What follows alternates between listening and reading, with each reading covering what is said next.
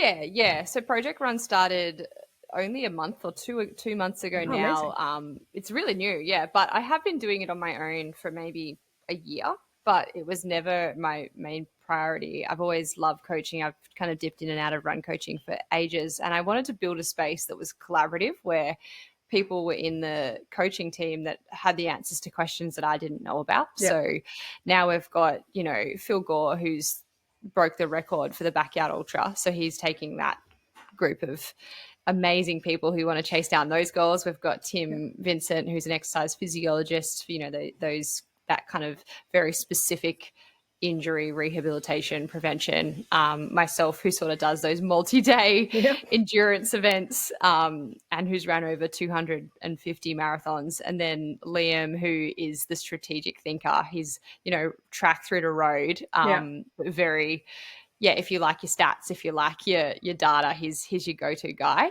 So it sort of covers everyone across Australia. Ideally, we'll grow, but we're a share. And we've got Gus, sorry, I shouldn't forget Gus, and he's our strength coach. And so everybody that comes on board has a nutritionist in myself, a strength coach, and their run coach, based on their goals. So I was just trying to provide a more specific service so people could have a bit more specificity in training and create a community, like running's a community-based sport. It's how I got into it. Oh, amazing. So tell us a little bit about how you got into it. So I first came across you with your 150 marathons in 150 days, which is not at all impressive. No, jog in the park. Such a show off. It's fine. But how do you, like, we can talk a little bit about that, because I'm sure people are very interested in that. But how do you get to that point? How did you get into running? I got into run. I've always ran. I grew up in the Yarra Valley in Victoria, and I just ran around there was nothing else to do. Yeah. So you'd either just run or you'd play in the street with your friends, and running was always just to keep fit or to explore. It was probably more to explore. I played soccer quite semi-professionally in the States and in England, and didn't really start running from like a club perspective or to what we call, to identified as a runner until I was probably 23. And I moved into Melbourne, and I was looking for something different to soccer, which is, had been my life, and stumbled onto a Collingwood athletics track, and they were doing 600s or I don't know, some structured session that I had no idea. I was halfway through the session and jumped in and loved it. Like, I don't know, something in me just clicked, and it was, just immediately hooked. And so, I was with Vigor for, I think it's coming on 10, 11 years now. They're down in Victoria, and I now live on the Gold Coast, which is a shame. But just the people on that night, and just the atmosphere and the excitement around the training session, it felt like a sport. It didn't feel like an individual thing. And that's how I kind of fell into it. I think that community aspect is something that's so underrated with running. My connection is I go to our local park run. I'm actually doing my first volunteer session tomorrow, and that's kind of it's been like quite a soft way to get into it, because I feel, I'm 39, and so it's I think more intimidating as an adult to kind of rock up to something like a track and be like, hello. That's what, I understand. Yeah. And even for me at 23, I think it took, back then, I'm now 34, it took me 7, 8, 9 weeks to build up the courage to go to the first one, of course. And even then I deliberately rocked up late, so I didn't have to do the awkward social, hello, aren't you?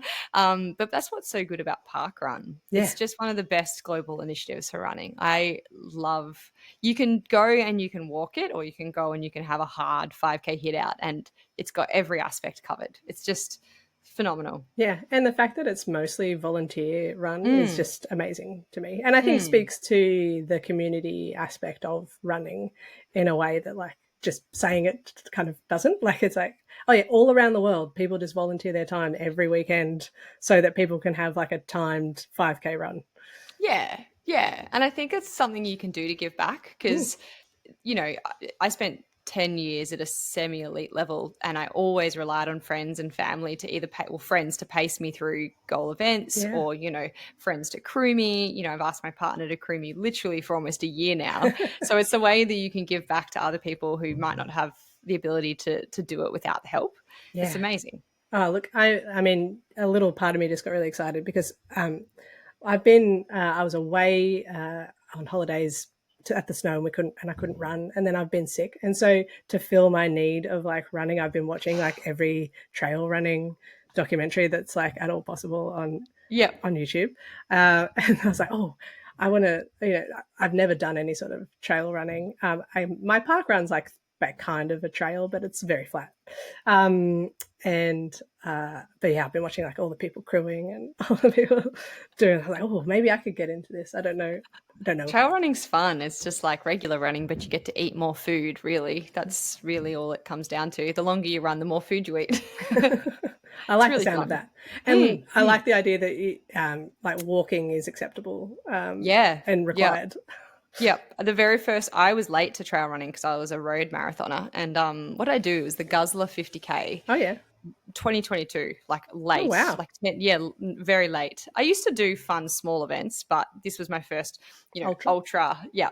And I was running up it early, all the hills, and everyone around me started walking. And I would have been probably in the lead, men and women. And I was like, this is so easy. Why is no? And then learnt the hard way when for the last 7Ks I was literally crying, because it was so hard. But yeah, walking is very integral. I learnt that one the hard way. That's a, and so I can't believe that you only started doing the trail stuff so recently. Yeah, yeah. I mean, I've always loved trails. I train on trails, but I think because I had just so many races in the road world, that took my focus. And it wasn't until I was training up for Tip to Toe, my big run, that I started entering some longer events and, yeah, have a newfound respect. And to be honest, I've almost completely switched. I'd say I'm 60% trail, 40% road now. I think it's I wonder. I don't know. I feel like I see a lot of women who are in on the road stuff, and maybe this sorry, in the trails, and maybe this is why I find it appealing, that are kind of my age, or like at Yeah. least I'm like, oh, but I mean, maybe I could do that. Like, But so is the road. The road, I mean, that's if you true. look at, say, Sydney, they had 21,000 people and, it's of all ages. Yeah, I think it's more the longer stuff. I think the older we get, the more our body, the slower we get. So then we naturally gravitate to the yeah. longer stuff. It's like I can't go fast anymore, Yeah. but mentally I Go can go long. forever. So Yeah. yeah, Yeah. Particularly mums, once you've had a baby, there's nothing harder. So 50Ks absolutely, through the mountains doesn't sound so daunting anymore. absolutely. Also, it sounds quite delightful. All that time by yourself. Yeah, by yourself. Mm. Have you got kids?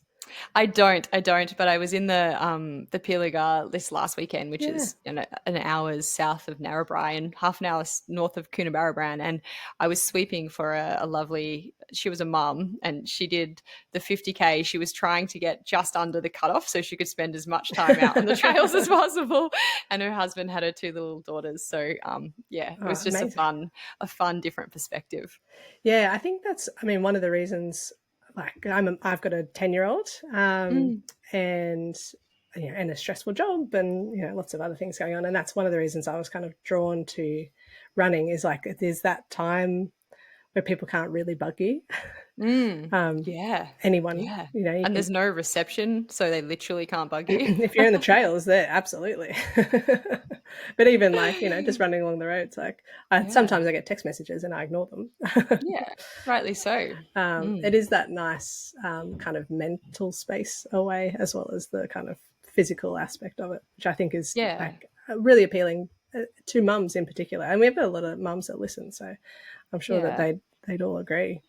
yeah. And it's Um, a funny one because as a coach, I have a lot of clients that are mums, and there's always a balance between, oh, I feel guilty going out for a run and leaving the kids. Should I be spending more time at home? And I always say it's like, I think it's okay to be selfish for that specific thing because you're modeling such a great activity and such a great behavior and prioritizing your fitness and prioritizing your own mental health. I think it's a really strong role model. It's a really strong thing to Absolutely. do.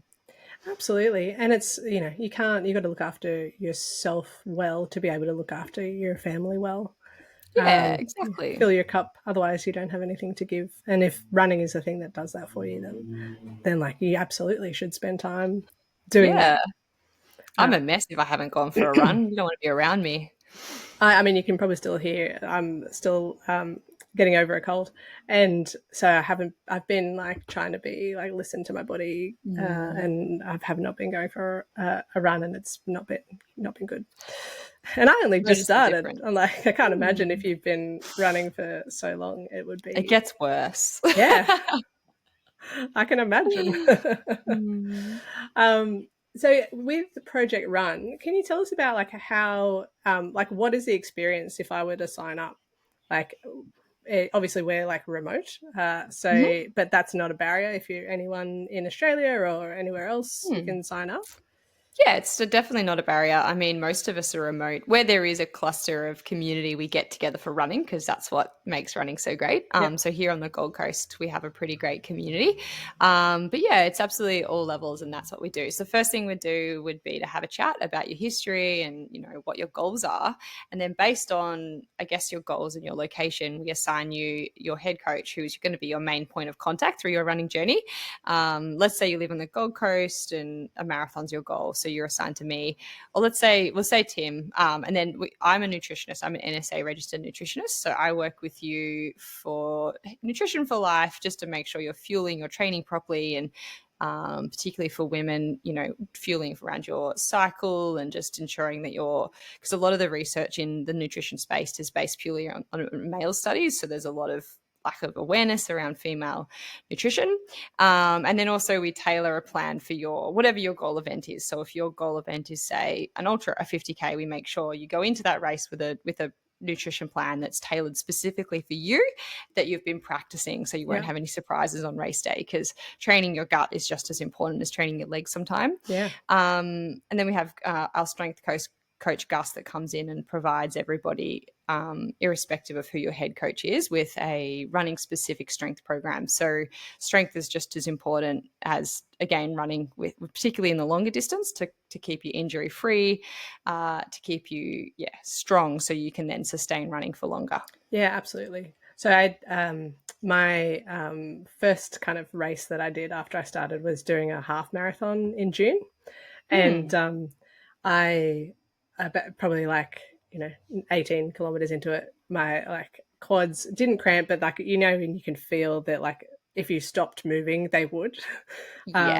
So that started, and I was like, this is why people do strength training. That's why. Like, I understand now. And if you think about it, running is such a repetitive movement, right? We go straight line. I mean, trail running's a little better, but, road running, concrete running, suburban running, straight line, same muscle group every single time. And particularly if you're wearing shoes that are a little bit worn, and, you can start to put a lot of impact on the same, bone or muscle body. And that's when, strengthening counteracts all of that overuse that we do in running. Yeah. I have been starting to do a little bit, but it's definitely one of those areas where I'm like, I could definitely do more of that. Surprisingly, when I started Tip to Toe, I was running probably 130, 140K a week as a marathon runner. But to do Tip to Toe, you'd think that you would run more to then have to go into 6,000K. But I actually almost halved my mileage and started going to the gym 3 times a week. And my whole goal was to be resilient and strong at the start line, and just naturally just assumed, and I touch wood, it worked out. It could have gone the other way. But that I just, my fitness would carry through for me. I think it was one of the best things I did in the lead up to it. Let's talk a little bit about Tip to Toe, because it is as much as I was having a dig at you earlier. So it's an amazing, like, I think almost inconceivable feat that you achieved. Can you tell us a little bit about kind of how it came about, and what made you, like, even conceive of doing 150 marathons in 150 days? Yeah. It was something I dreamt up as a little kid, but it didn't have any restrictions on it. I just had this guy. I used to be super competitive. I'm very type A, very competitive. And there was a kid at school. He was my neighbor, and we were very much aligned in everything we did. And he wanted to be the fastest kid at school, but I thought I was the fastest kid at school. So yeah, I think to shut him up, I was like, well, I'm going to run the entire length of Australia. And then just got on with, we grew up and went to uni, or, he's had kids. And then I just progressed with my running journey and got to lockdown. And, you know, we all have lockdown stories, but I was stuck in a quarantined box in Queensland in a hotel. And I think I was watching, similar to what you've been doing, Sick, you've been watching YouTube videos of trail running. Yeah.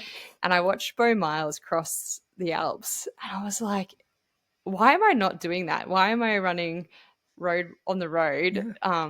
I had this dream. What happened to it?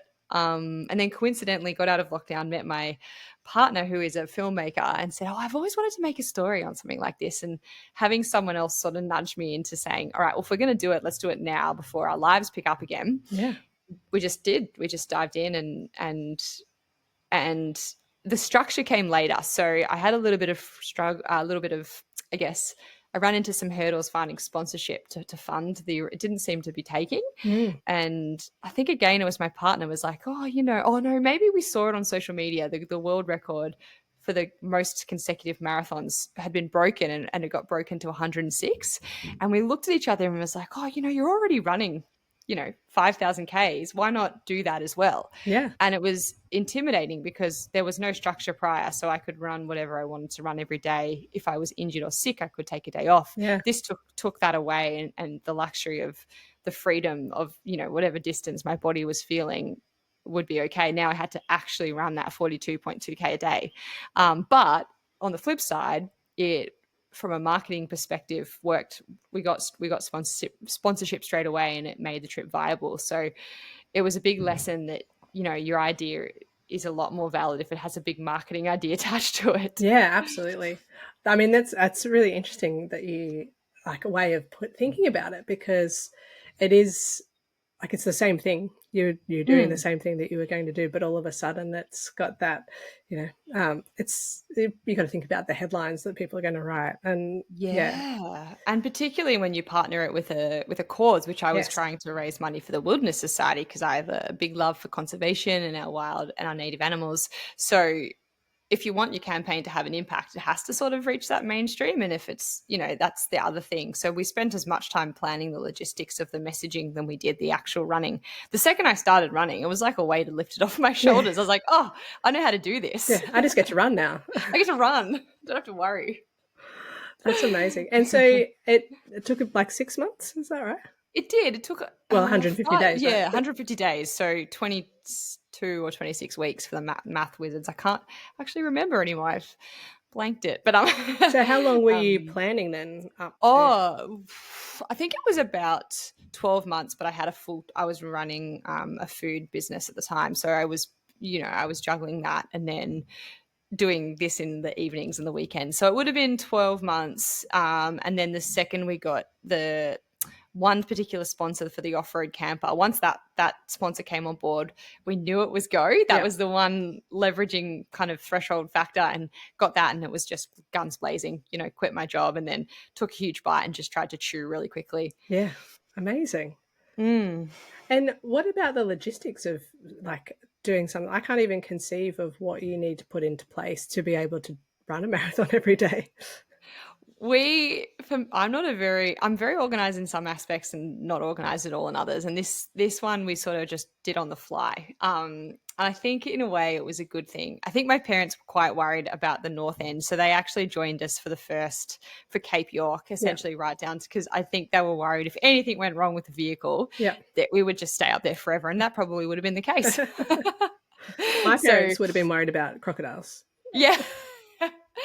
Mum was worried about crocodiles, but I don't know. I just didn't swim through any rivers. Yeah, it seems like a fairly avoidable risk. I figure, I don't know. I had the naive thought that maybe if I found one on land, I could outrun it. But now I know how fast they can run. I probably wouldn't have, but luckily that never happened. Yeah, well, that's the thing. If you're just planning day by day, you don't need to worry about crocodile unless one actually comes up.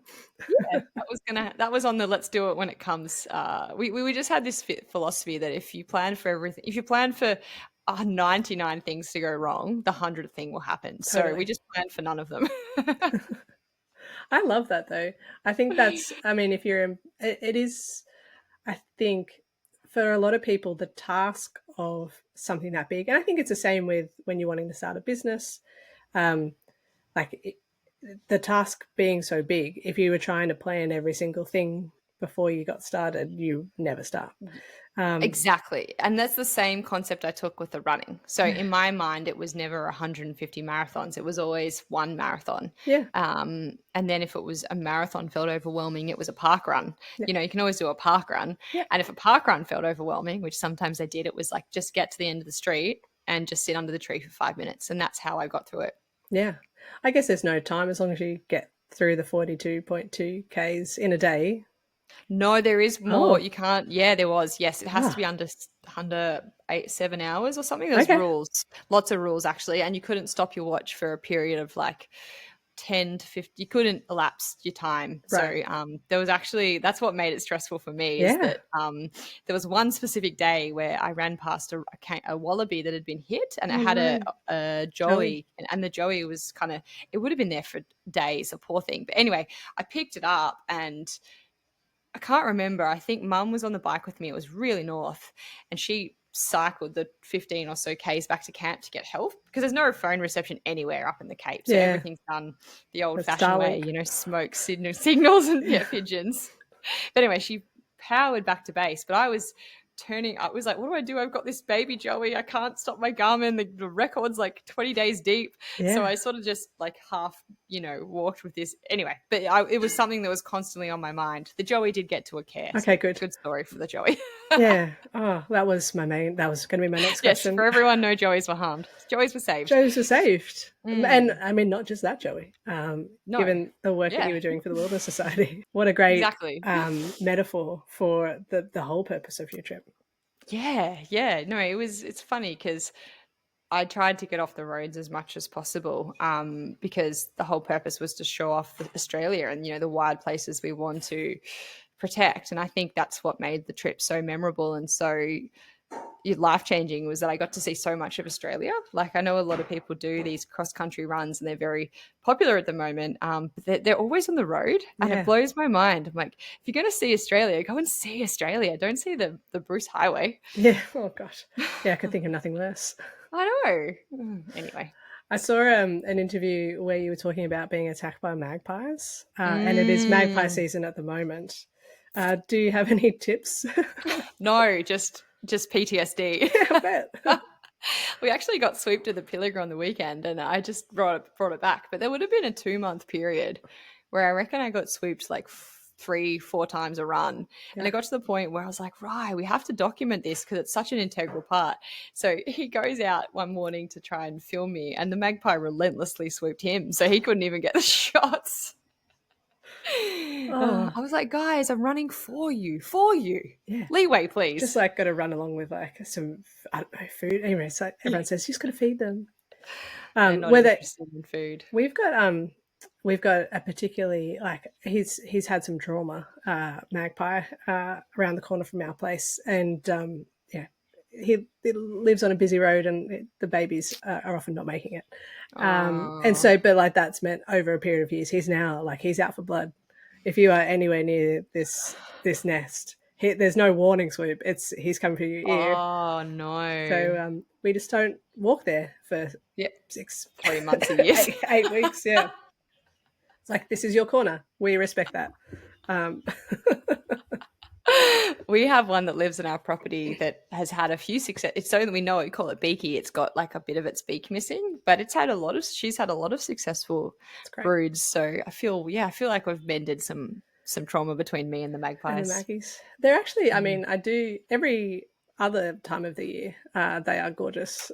Yeah, and just not this time. They sound amazing. I love waking up to the kind of warbling, and but don't go near them when they're having a baby.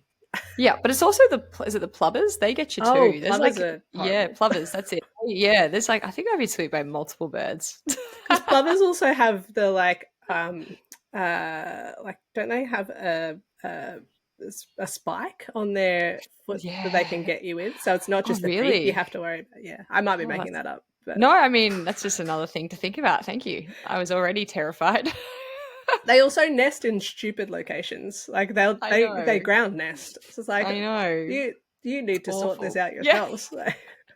I mean, we're running in their area. I try and remember that. That's it's true. Like, I'm not going to harm anything. I'm good. We're good. We had when I was at school, our top oval at the school had plovers on it. And every year they'd come and nest there, and like, guys, literally, this is where we run around. And this school's been here for like, quite a while. You should know this. Come on, it's been here longer than you have. So yeah, you have. Yeah, you can't claim this. This has been a decision that you've made. Yeah. Anyway, we're trying to coexist. We do our best. Yeah. Maybe if anyone else is thinking of planning a 6-month run, they should start in summer so that they're done before the magpie season. If I could do it all again, I would have reversed it to completely eradicate the magpie season. We thought about seasonality for rainy season. We didn't think about the magpies. I mean, I'd much rather be wet than swooped. Missing an ear, I can get dry pretty easily. Yeah. Yes. The lessons you'll learn in hindsight, hey?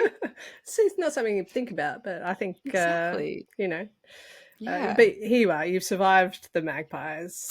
2 ears intact. 2 ears and all my eyes. Excellent.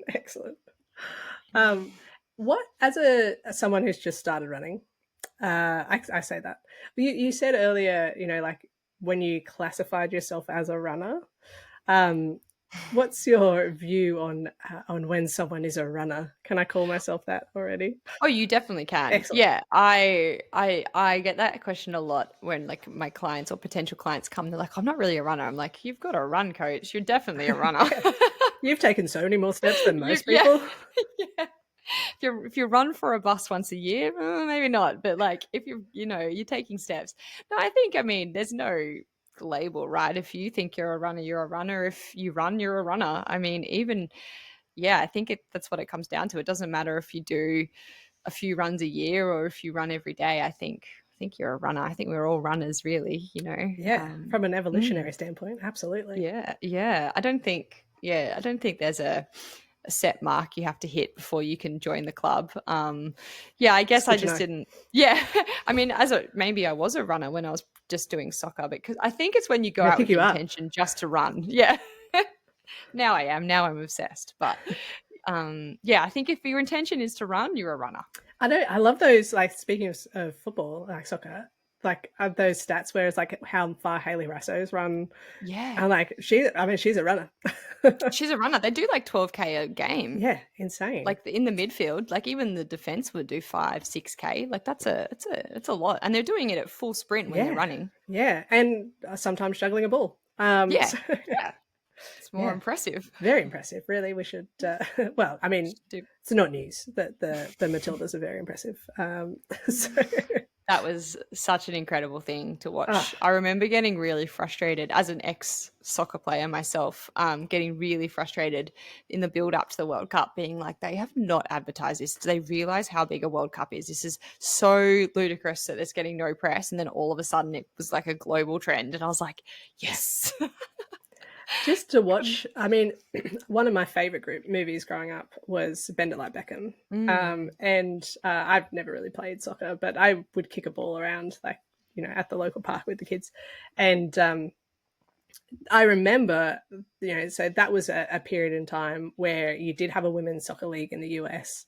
And then that kind of fell apart. And then seemed like there was a long period of building up. But now, like, they've got these amazing UK leagues, amazing Aussie league, amazing US league. You've got, like, celebrities buying soccer, clubs in the US. It's amazing. And I mean, I feel like we've, as a society, gotten somewhere when, like, people can name more Matildas than they can Socceroos.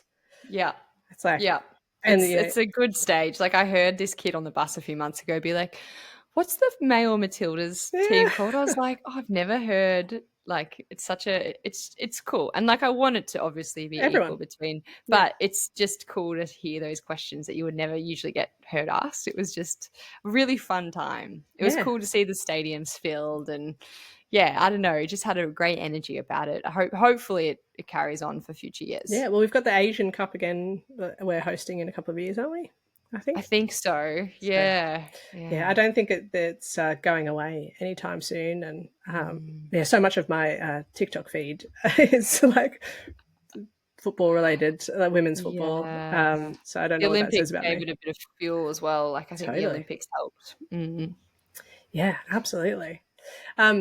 What would be, as someone who's just started running, what's your biggest tip that you give to new runners? New runners, I think consistency over consistency over trying to fit too many miles into one run. Mm-hmm. So if you want to build mileage over, over weeks and months, try and run, say, 3 2-kilometer runs a week versus just waiting until the weekend and then trying to get 10 kilometers in. Yeah. Split it up over smaller runs, because you'll develop a bit more of a habit to run. Yeah. It will become more of a routine. It's better for your body to break it up into smaller, because you're not kind of going from 0 to 100 and then back to 0 to 100. So Yeah. it's definitely about consistency. It does get easier is my other tip. With consistency, you get, naturally a little bit stronger and a little bit fitter, and you'll naturally find that you want to go for 3Ks, so you will, and then you'll want to go for 4, and so on and so forth. And I guess the other big tip is, find people or find community in the running world. So whether that's a run club that is near you, or if that's too overwhelming, then just grab a mate that loves to run. And even if they're a different pace to you, it's okay. Like, they'll slow down, or you'll speed up, if or you'll slow down for them. It doesn't. It's more about just having someone to hold you accountable and getting you out there and just making it fun. It has to be fun. That's probably my number one. Yeah, absolutely. I think it's like what you said earlier about like living in the Yarra Valley, and like obviously that's a beautiful place to run. And we lived in Sydney for 15 years, and then post COVID moved back to kind of Hunter Valley, which is more of a country area. And I'd always said when we lived in Sydney, because we were in the city, and not near any nice beaches or anything, I was like, if I had somewhere nice to run, I'd run, but I don't. So I don't. And then we moved here, and now I run along the river, and I run past the fields and the cows, and Where are you now? We're in the Hunter Valley, so it's like 2 hours north of Sydney. Yeah, wine country. Wine country, indeed. It's a beautiful area, though. It's so lovely, and so it's such a nice way to like experience the environment that we live in as well. So like often when I've been trying to run of a morning, and so we're about like 40 minutes from the beach. But this is relevant because pelicans are always in our river. Cool. And the number of times I've been running either in the morning or in the afternoon, and like there's like 12 pelicans will be like swimming in formation along the river, kind of like sweeping up the fish. Or the ducks at the moment, because it's duck season as well, obviously. So many ducks coming into the river while you run. I'm just running along, and it's like just stuff you wouldn't see if you didn't kind of have a reason to be out amongst it. I know, and that's the best bit, isn't it? And it's like, just developing that connection to your local area, and the rivers and the streams and there's one tiny loop that I do every day, and I should mix it up because I can, but it goes through, I'm in Burleigh Heads, and it goes through the national park and then around through the river and then around the second national park, and it's only 10K, but I get 2 parks in and 2 beach, like 2 river runs, and so it's got everything. And I was like, it's just hard to go anywhere else. And there's so many koalas, you wouldn't know it, but in the middle of Burleigh Heads, koalas everywhere. It's the best. Oh, that's fantastic. So, I mean, actually, speaking about goals, I've spoken about this a bit on the podcast. My goal for next year is to run the Gold Coast Marathon. So I'll be there. Yeah, well, there you go. My wonderful co-host Peter has run like 6 marathons, and then so we're going to run it together is the plan. Amazing. But any tips for the Gold Coast? I understand it's flat. It is flat. It gets hot, so despite it being the middle of winter. No, I know, but it still can get to like 25 degrees, maybe more. No. They start it pretty early, but I guess that's second half. Tips. I mean, it's flat, and it's fast. So if you're not used to running so fast off the gun, it's really important to go conservative for the first few kilometers. I feel like it's one of those deceptive courses that always seems to get you. You're not the first person to say that. We've spoken to a few people. I feel like there must be a really strong running community up on the Gold Coast, because a few kind of businesses, people that we've spoken to, are based up there and they've run the Gold Coast, and everyone was like, "Oh, it's really hard, actually." It is. I think so. It's like deceptively hard. Like it's harder than you'd think. It's like flat, sure, but I don't know. I've never ran. It's a great course and it's super scenic, but it hasn't been my fastest runs, which is surprising because for me, I think personally, if there's hills, it sort of breaks up the monotony of the run, so you kind of break it up into terrain. Whereas Gold Coast is literally like 15 k's pancake flat to Burleigh, 15 k's pancake flat, and then you do go over a hill. It's also a hard one mentally because you do your 30 k's back to the start, and then you have to do a 12k loop after. And my very first marathon, I got to that, finished the 30k mark and just stopped. I was like, well, this is it. Like I didn't have the mental strength to keep going for the last 12. So, but it's one of the best atmospheres and it's got one of the best, I guess, like facilities, and they look after you. And it's probably it is my favorite marathon in Australia for sure. Yeah. Well, as someone who's very close to Sydney and lived there for 15 years, I have to, I mean, hopefully maybe I'll be able to back it up next year and it will be a world major. A major. Yeah, that'd be exciting. I went there last year to support that and I would have gone again last week, but I had to go to Pilliga. Environment comes first. Absolutely. And I mean, it was pretty amazing. I think they had 20-something thousand people running it, and 20,000 finished. Yeah, 21,000 started, 20,000 finished. That's huge numbers. This is the first, I mean, clearly it shows something about my new running addiction, but I got up and watched it like on the live stream. I was like, go get it. Yeah, I had clients running and I didn't have any internet out in the Pilliga because you don't have internet when you trail run. And I was huddled around this tiny Wi-Fi, just refreshing. I was like, I just want to watch. I had a few friends running it and they all, because it was a different route this year than it was last year. And they all said and one of my mates has run it for like 8 years and they were like, this is the best route that they've had. Cool. So Okay. well, it's super exciting if we can get it to be a world major. It'll be amazing for running in Australia. It will be, yeah. I think they'll need to make a few course changes. They've got some footpath bits that they'll need to get rid of just for the masses. Like they had a section where they had lifeguards there just in case people fell in the water. Like imagine that, because majors, like London has 50,000 people. Like they're not even halfway to the actual majors in terms of capacity. Yeah. And I heard a lot of people. See, I've heard a lot of feedback from Sydney saying that a lot of people were going to the toilet in the bushes, men in particular, and that's not acceptable if it wants to be a major. But I've been to Berlin and I've been to Tokyo and they are way worse. It is just a field of people going to the toilet. So I'm like, I don't think that matters. I watched some people on TikTok who were like, with their videos, and they were like running past all these guys peeing on a wall. I'm like, you go to Berlin and you'll think Sydney's great. Yeah, I mean, the problem is you want to be able to run around like Mrs. McCoy's chair, right? That's kind of where the like footpathy bits come in. I don't know. It's the beautiful bit. Yeah, but so if gorgeous. you think, it's like, and it's the same issue that Gold Coast are having, right? It's like they've got this beautiful scenic course, but if they build their capacity, they'll have to move it onto the road. So it'll become less scenic, but it will fit more people. At what point do you say, okay, we'll just cap our numbers at this level? Yeah. And who knows how long the running boom will go for? I mean, right now it's at its height, but running may become unpopular again and the numbers kind of dip off, but we'll see. So, so many kilometers you can run before you lose a knee. Yeah. Well, I've proved you can run a few. My knees are still relatively strong. I think it's interesting. I meing, I do think COVID had a lot to do with it in terms of people getting into running because they didn't really have any other choice. Yeah.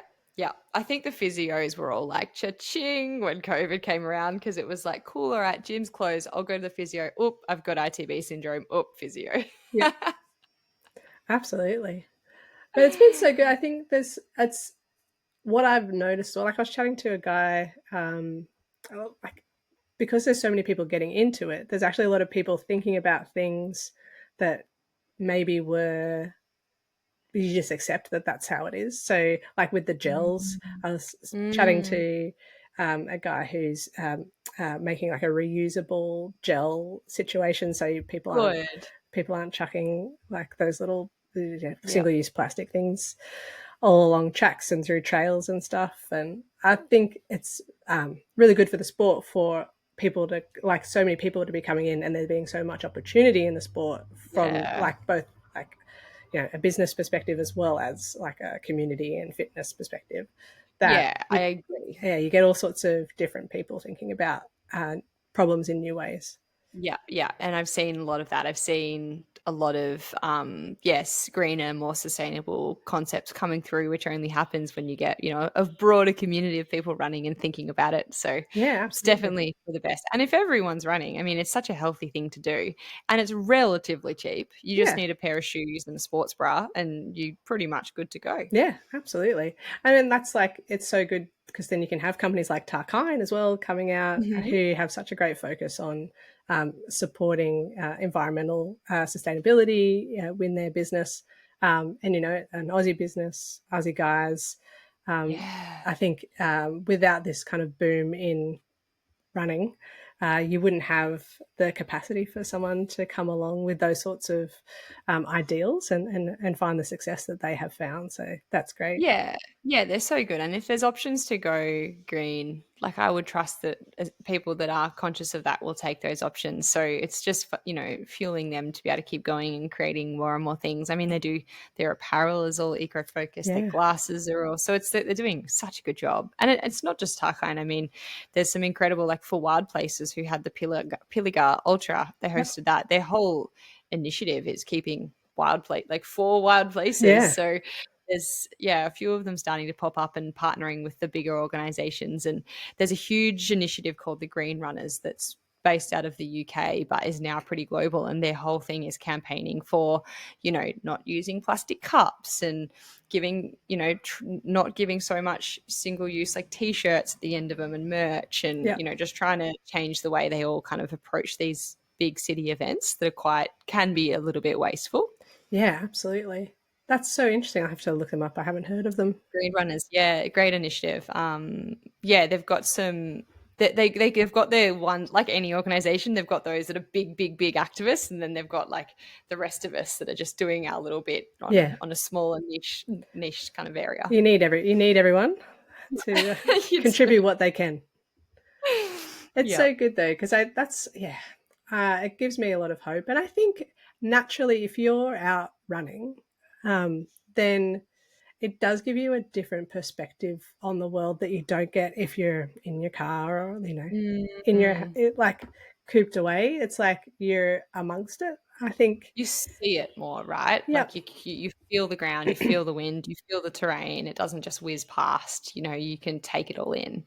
Yeah.